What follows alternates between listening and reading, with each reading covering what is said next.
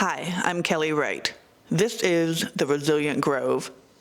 This is a gathering place for honest conversations about healing, resilience, and the courage it takes to grow through life's hardest seasons. Let's take a moment before we begin. I invite you all to join us. Close your eyes, take a deep breath in, and a deep breath out. Make yourself comfortable, and let's get started. Hi, Sarah. Hi. Finally, we get to do this. I love all the props that you brought. Can't wait to dive into this. So we are talking about bees and honey today. Yes. So just tell me how you got into beekeeping. My best friend that I met over 20 years ago was a beekeeper. We met each other at a place that we worked at that was an unfortunate company, but blossomed into a great relationship. And she did it, and it was interesting, and I'd help her sell her honey. And when she retired from it, she gave me her equipment, and I took over. So how long have you been doing it now? 13 years. Wow. Do you like it? Absolutely. I bet. So what surprised you the most since you started working with bees? They're really smart. They're really regulated, but they will also keep you guessing. Interesting. So you haven't figured them all out yet? I mean, they're ever changing. They're ever evolving. You know, for the most part, you kind of know what you're dealing with, but you always get thrown curveballs. Really? I wouldn't have thought that. Yeah. Huh. Can you give me an example? Weather, environment, rodents, pests, you know, different diseases that they can catch. So that's why you have to monitor them every 7 to 10 days. Same as humans. Yeah. Huh. But Okay. bugs get bugs. Yeah, I guess so. Trees get bugs. Yeah. Okay. So walk us like what a hive. You brought a demo, but walk us like through what a hive looks like. So typically, this is a Langstroth hive. It's most common and preferable for early beekeepers because it's most manageable. This is just a smaller version. This is a taller box called a deep, and this is called a medium and super. And depending on your hive setup, you would have certain boxes in the bottom for the queen and different food storages, and they would get so many boxes tall, and then you could get the honey from the top. So if like somebody was starting out just brand new, you want to start smaller? Yes. And then as the more you know, the bigger you get? Yes, there's a rule when you get bees, and if you're starting with the new hive, you buy a 3-pound package typically, or a nuke, but I haven't done nukes, and I go with these. I have a 10-frame box. You said yours are bigger? Oh yeah, these only have 5 frames in them, so like Oh, mine, I see, it's wider. yeah, Got this it. is just a little demo. And how tall are yours? Well, it depends on what you have. So if I'm doing 2 deeps, that would be the queen stuff and the baby's stuff, and then anything above that would be extra honey you could extract. But if I do mediums, I do 3 on the bottom and then whatever on top. So you never touch the honey that's in the queen's area? No. Huh, okay. Not unless there's a disease or it has to, but no. Okay. So the bottom, like the bottom one where the queen lives, she's there the whole time, doesn't ever leave? She'll go up and down between her 2 or 3 boxes, depending on your structure. She might go higher up, sometimes in the spring, early summer, because she's laying so many, she goes up. But the babies hatch within 24 days, so you just got to be patient for a few weeks, and then she'll go back down? She goes back down. So how do the bees communicate with each other? Sound, singing, Vibration. humming, vibration, their wings, they like to dance. So the humming is how they communicate with each other? Yeah. Oh, wow. And the wings? Yeah. Is that like how they call their mating call? Yeah, I mean, it's part of their dance, and it's also to spread pheromones. So you know where the queen is, or you're spreading pheromones to know what flowers to go to. You're communicating in different ways that way. And because some of the bees, that's part of what their job duty is at that time in their life, they will spread that around. Wow, it's fascinating. I could listen to you talk forever about that. How do they get in there? Their hair. This is the entrance. They go in through here, and there's actually a spot on the top. Oh, that they come out of? And I usually put mine in the front. You could do front or back, but they can go in and out of here too. Wow. Do they ever go to different hives? No, not unless they're aggressive and trying to rob. So they have a home base that they always come back to? They always come back to their home base. Wow. They're very loyal to their queen. Okay, so on that note, explain the difference between the queen, the worker bees, and then the drones. The queen, obviously, she's the Right. queen. She lays the babies. Yeah. She can lay up to 1,500 to 2,000 eggs a day. A day? That's why in the spring they grow pretty quick, because she's ready to go. Because she's got so many worker or drones going. Well, you know, the queens, depending how you get them, you can get them fertilized. And they only need that one time for their entire lifetime. Huh. Okay, so you got the queens, so get the drones or the boys? Yep. Okay. They're worthless. I know you've talked about this before. So what is her role then? Well, they'll go out and mate with other queens, but no, they're pretty worthless. So what do they do then in the hive?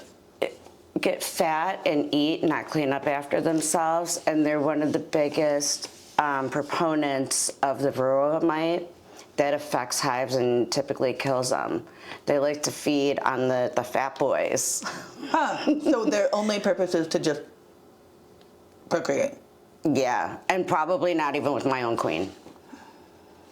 Wow. Okay, so then the females are the worker bees. Absolutely. And then what do? Do they go out and get the pollen? They come back? Yeah, they do everything. When they start their life cycle, they have different roles for each week of their life. And they start when they first hatch. Like I said, it takes 24 days for them to hatch. And then they come out, little baby, and they call them nurser bees.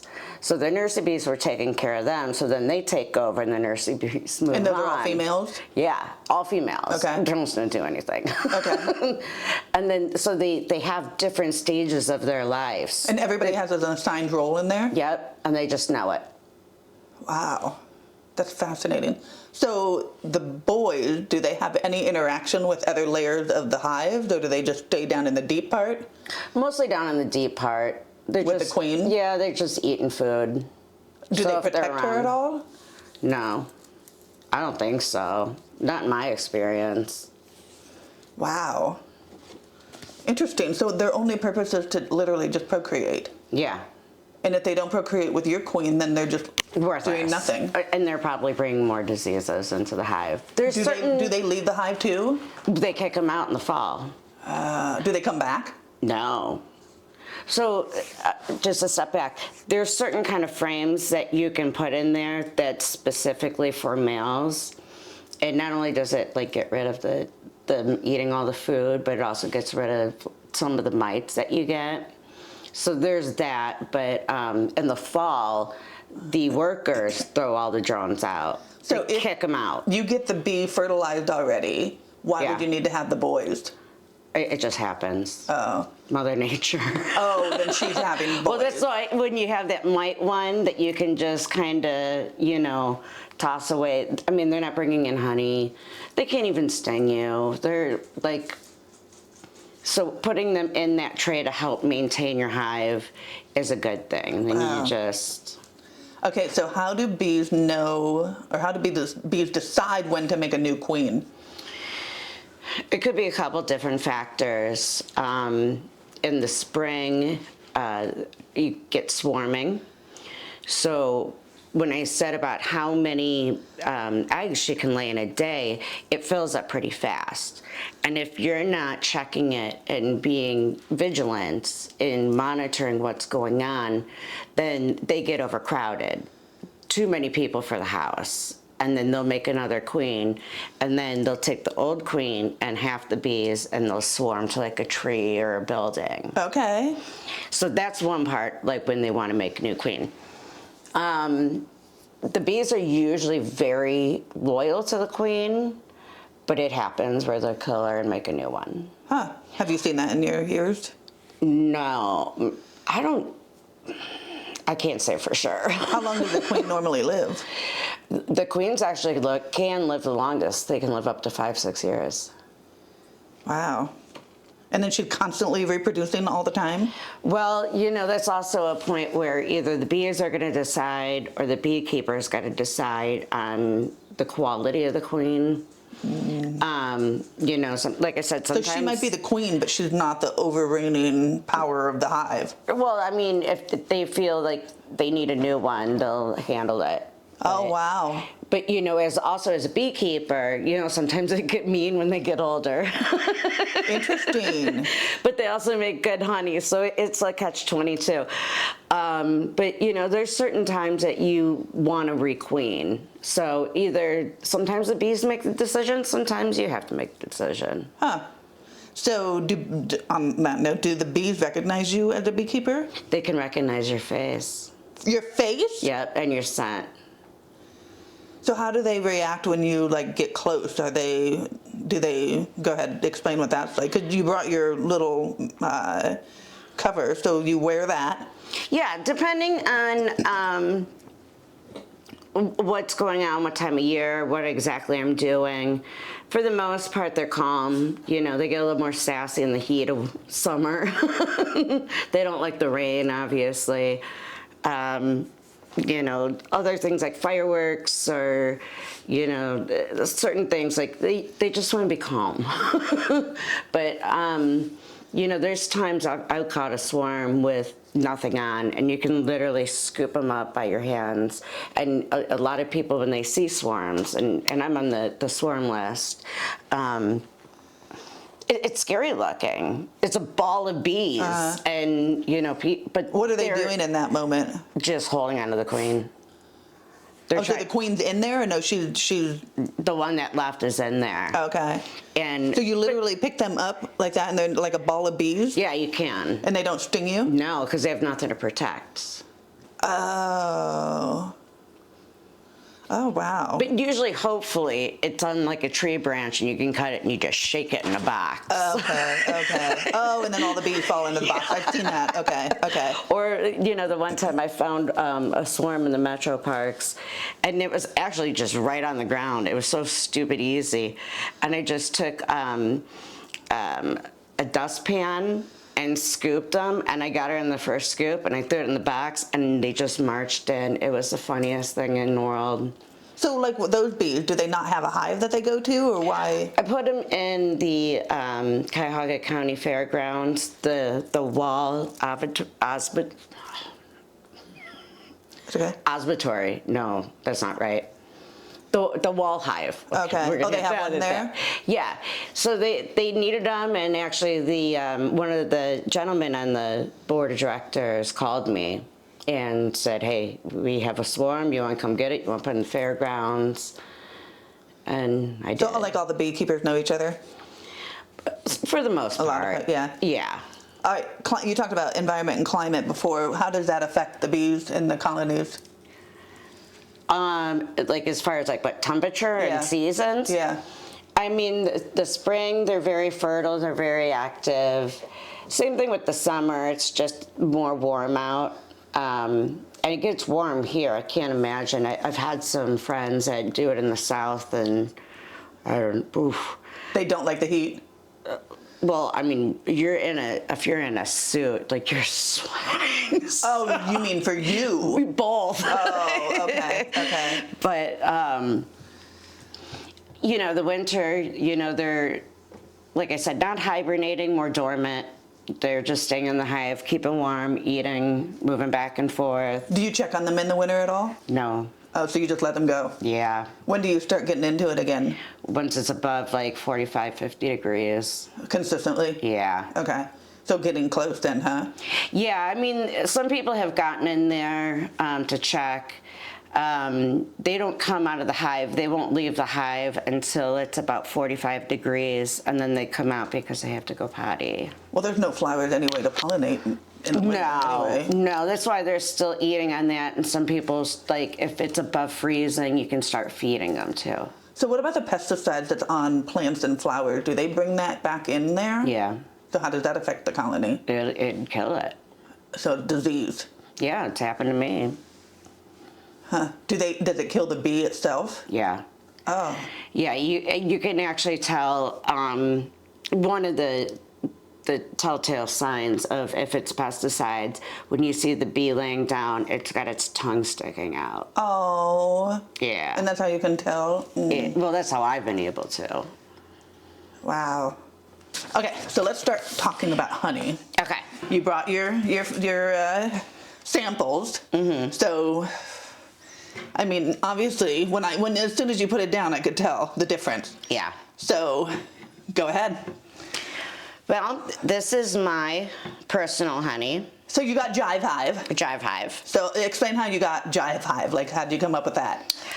Jive Hive was a big representation to the love of the bee, the love of yoga, and health and wellness, hence my logo. Hey.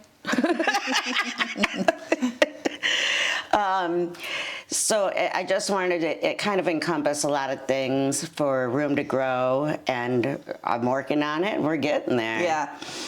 So you got your honey here. So I got my honey here. This is one that is available in Circle of Life. And if you can tell the different colors, it's noticeable. Yeah. Very noticeable. Yeah, this was bought in a box store, and Read the ingredients. it was, I believe, $1.97. The ingredients read as corn syrup, high fructose corn syrup, and artificial flavor. It's not even honey. Nope. Not even honey. So, on that note, I want to say how, people sometimes balk at how much honey is, right? Yes. And they'll be like, oh, I can just get it for $1.97. Right. But you're not eating But you're honey. not, no. I mean, there's no benefits to this. You're better off having sugar than that. Seriously, there's no benefits to this whatsoever. But they sell. Yeah, they do. Okay, so go ahead and talk about that. Okay, so this is still Jive Hive honey. This is from a season ago that I've had sitting around because I really liked the jar and I was hanging on to it. And it has crystallized, so you can see. So that's what crystallized honey looks like? It's kind of cloudy, and then if you open it up, it's thick and chunky and granular, like sugary kind of texture to it. And then talk about how you can make that, or get that to the So you regular honey. You can uncrystallize this by putting it in warm water. Don't cook it. If you cook it, you'll cook all the good stuff out of it. But this jar right here was just uncrystallized. It was starting to get a little bit. It's just that time of year and that temperature. When it gets cold, it crystallizes. But So just putting it in like a sink of warm water? I actually made an incubator. Oh, so for the common person, like for me, I would just put it in like a sink of warm water? I've done that too. I just hate to keep going back to the stove. The incubator worked actually pretty good. But the good news is crystallized honey is not bad. I was just about to ask that. So it's not bad. It's not bad. It's not spoiled. Yeah. There's people who love it that way. You can eat it that way? You could eat it that way. It's kind of like rock candy, but you can also, reliquify it. Or, you can find somebody like me that sometimes gets creative. And I brought Kelly some of my new batched whipped honey that I did up this morning. Oh, wait, is this the butter? It's just whipped honey. Whipped honey. Oh, the whipped honey, yeah.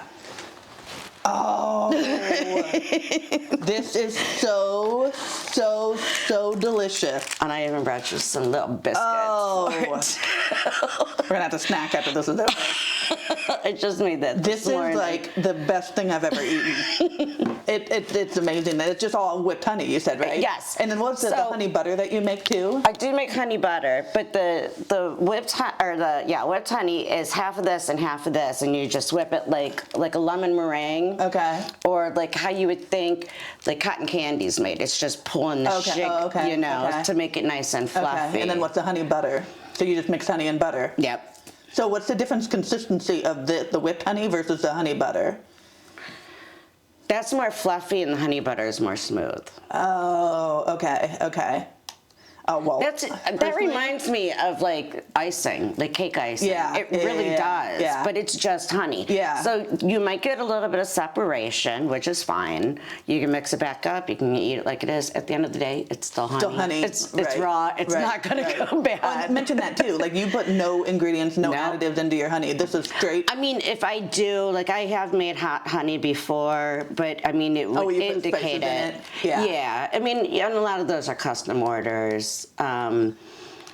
So Hot honey is like you're adding cayenne to it? you like kind of like let it marinate in peppers, like really hot peppers. And there's different ways you can do like really, really hot peppers. I've done that. Or like some people do just pepper flakes. Okay. Interesting. I don't know. What do you eat that with? A lot of people like it on pizza. Pizza and chicken wings. In the crust. Oh, that makes sense. Okay. Yeah, I would not eat that. I want you to talk about the beeswax too. So this is 2 ounces of rendered beeswax. So that's straight honey too? No, Oh, the wax and the honey. This is the wax. Okay.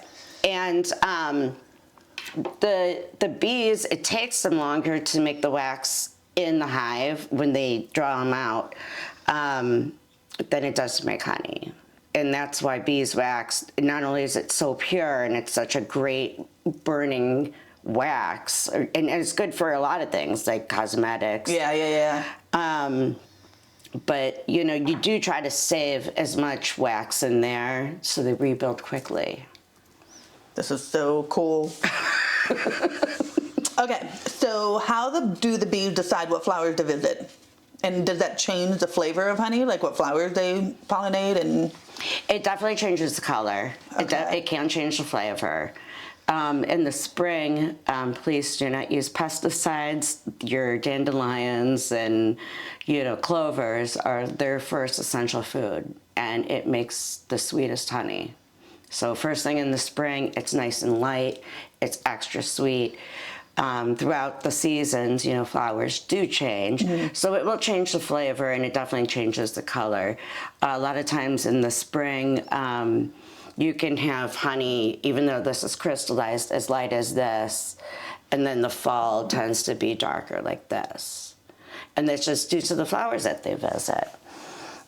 When they go to forage, the foraging bees, when they reach that age, they leave and they will go to the same type of flower before they come back. So if that bee is on a mission for dandelions, it will only visit dandelions and then come back, and then it'll tell another worker bee where to go. wow. And then other ones have other flowers. Like everybody's got their And they job. all work together? There's no, you don't see any drama, nothing like that? No, not really. Wow. They don't fight each other? No. They all, that's amazing. Too many females. I was just about to say, can we not take some experience and some Right. lessons from these bees? Right. We can all work, they'll fight the bad guys. They'll fight the bad guys. but not each other. No, not really. Wow. So do the bees ever get mad when you take their honey? Do they get angry when you start to mess in there? It depends on the situation. I try to pick a certain time of day. I like to do it around 10, 11 o'clock in the morning, during the summer, because most of them have left to go forward, forage, and it's not too hot. The hotter it gets, the more ornery they get, and me too. And, you got to move around the rain and stuff. So you've learned when the right time to work is. Yeah, you got to kind of read the room.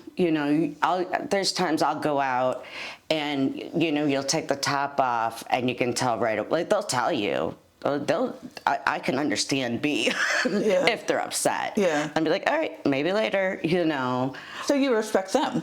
Yeah. Yeah, the one time I just took the top layer off and they had a bald-faced hornet in there that they were taking care of. And so I just put the lid back on. I was like, get them, girls. I'll be back when you're done. And they will. I'll tell you what, they will handle it. Wow. Yeah. So was that hornet was trying to get in and they grabbed it? Or, because how can hornets fit? Oh, I guess it's down here. I don't know. You just saw it and you're like, I'll be back. I'm like, just You guys got this. Okay, so explain how our food system and life would be without bees. Bees are one of the top pollinators of fruits and vegetables. You know, a lot of like herbs and if we lost bees, humankind would take a huge hit. And the thing is a lot of these honeybees aren't native to the area, so they need beekeepers to help assist them in surviving. Yeah, I totally respect bees. I told you I've done bee sting therapy, right? Yeah. Yeah. I'm looking to get into Oh, yeah, that. you talked about Yeah. that. That's right. Okay, so walk us through the process from hive to jar, how you create your honey. All right, so when you have honey supers on, you pull off the boxes and... So you get to take off the boxes and then you pull out that... yeah, okay. So there's the lid, inner cover, and the frames look like this, but So except for... are there bees on there? What do you do? Well, you could smoke them off. There is there's a chemical, I've tried it once, I didn't like it. Oh, it was terrible. That would make them like just leave for a little while. But essentially, I literally take them and I have a rack and I have my tub where I put the frames in. I go over and I smack them on the rack and I put it in the tub, cover it, wash, rinse, repeat. So that thing is going to be full of honey when you pull it out? Yeah, you want it to be at least minimum 70%. Okay. The one thing with beekeeping, whether it's bees and babies or honey, anything in the frames, once you hit 70% of them, you need to add another box because they're running out of room. Where do you get these from? You can get them a lot of places. There's a lot of manufacturers and warehouses around. So they just start filling in the holes and that's how it works? Well, these have the liner on them. You can do them without, and that's where you get the chunks of honeycomb. But these ones, it kind of gives them a start, and you put a little bit of wax on them, and that'll give them a start. But you know, it actually gives this to me. So when you do the honey, when it's filled, it usually comes to at least here. Right. Okay. To you know, at least here. Usually a little bit bubbled above. And so you just take off that top layer of wax, obviously save it, and then you still have wax buildup within here in the honey, and that's when you put it in the extractor and you spin it, and it spins like a washing machine. And it gets it all out? The cervical, you talked about that earlier, yeah. We'll get back to that. Yeah. The force pulls it out, and it'll slap to the side of a metal extractor, and then patience, and it'll drip down, and it go through a spigot, and then you put it through. It's not a fine filter. It's heavy duty because that makes it more raw. But at least you filter out like the big chunks, and it goes into a bucket, and the bucket has a spigot, and it's ready for bottling. And then you just put it in your jar or whatever? Yeah. Okay. So, let's say a first-time bee person, do they have to get all of that stuff that you just talked about? I mean, it depends on how invested you want to be. If you're starting fresh... Remember I told you my friend's getting into it now? Yeah. Yeah. If you're getting into it fresh, your first year... It's kind of hard to expect any honey. Once you have that extra wax combs that you saved after, you know, doing whatever, it's already built, because I said this takes longer to build in here. So if whatever you can save, and they'll go fix it. They'll go in there and fix it right back up and fill it up and, you know, be ready again. But so the first year is kind of hard if you have brand new equipment.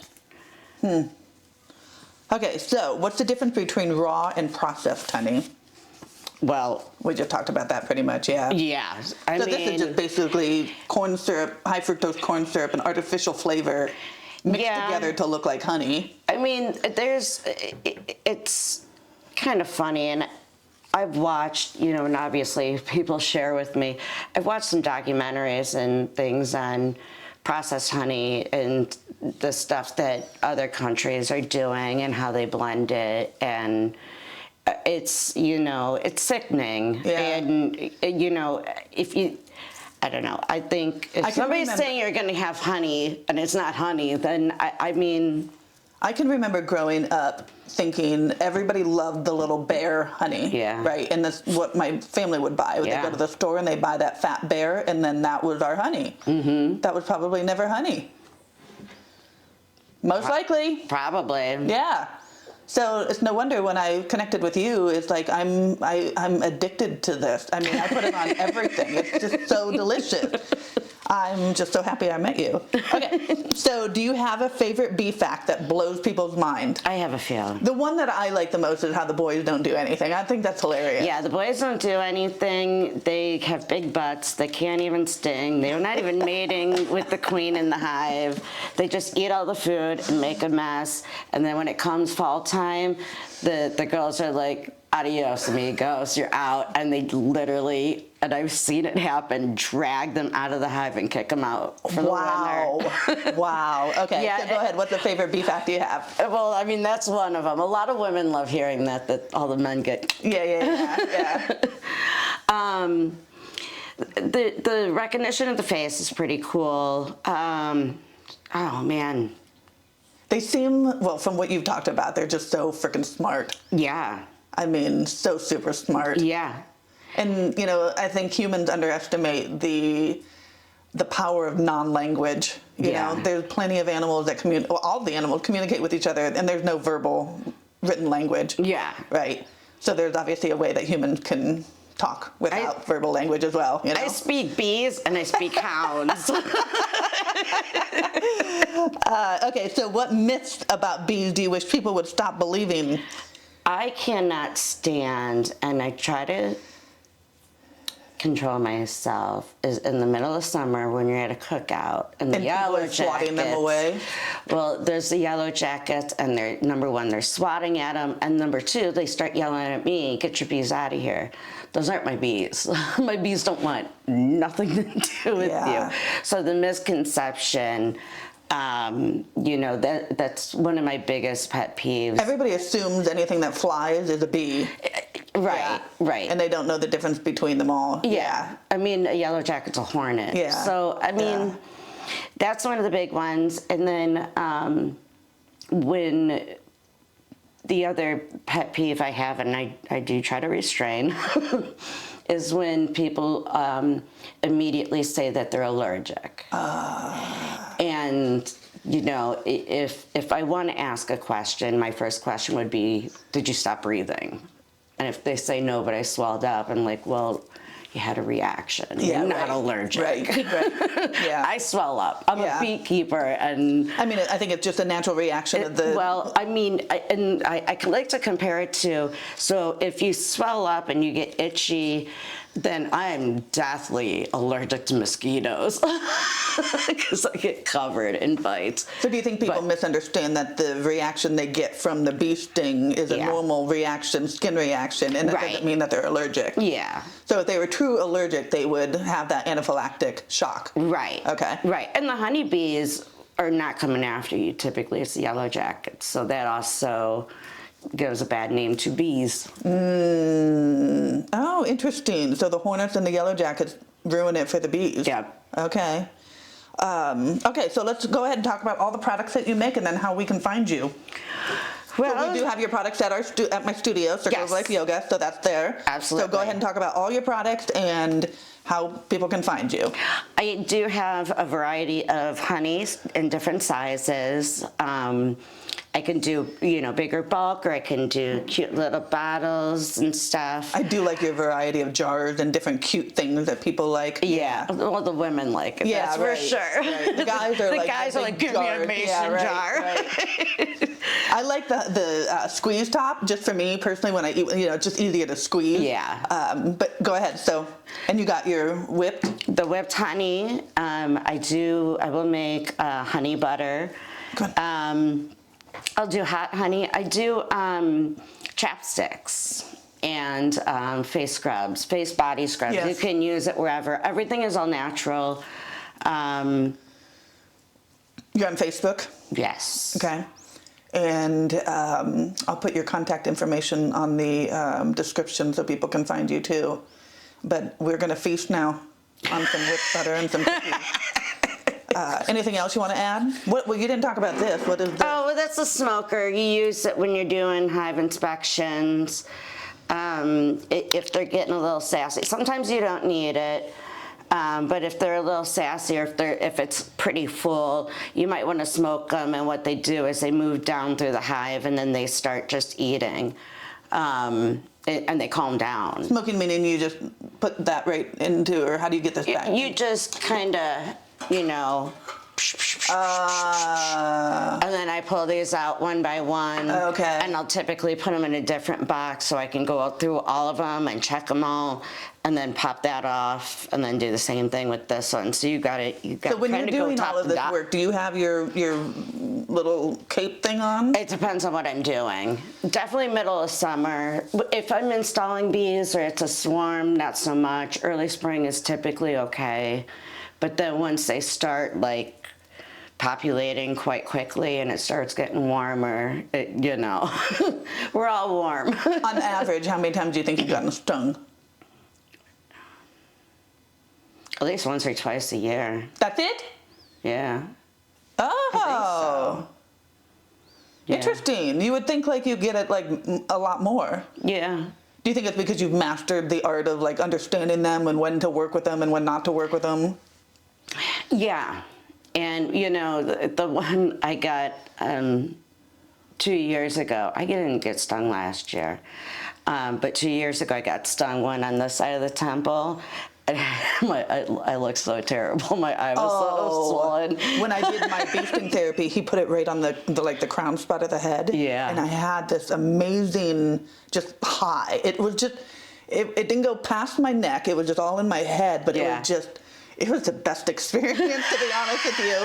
But like, what was great though, that I watched people walk in who could barely walk, and they'd walk out dancing. I know. I mean, it just blows my mind how the venom of the bees react with our bodies. Yeah. So I hope you get into that, because I'll be your first person. I'm looking into bee venom cream. Bee venom what? Bee venom cream. For like joints and muscles? Yeah. Oh. I found one I really like, and it's a process, like, I kind of did some research on it. It would take some definite effort to get into in order to extract the venom. So what would be the difference between having the bee directly sting you versus getting the venom and putting that topically on the joint? I'm about to find out. Okay. Well, part 2. All right, Sarah.